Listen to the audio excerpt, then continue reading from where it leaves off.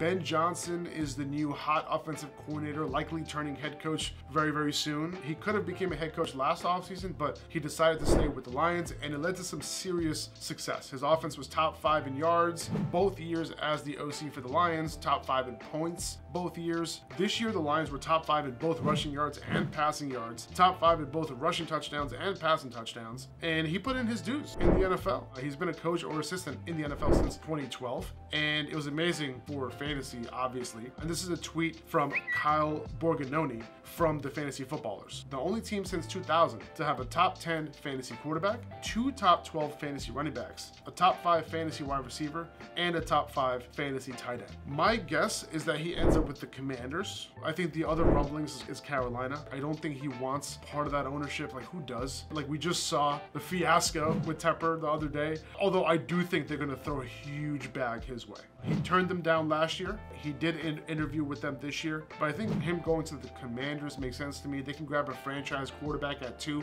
Worst case scenario is that they stick with Howell. By the way, Howell put up video game numbers with Ben Johnson as OC if that ever happens, and the weapons that they currently have. But I'd imagine Ben Johnson would like his hand at one of these quarterbacks in this draft class.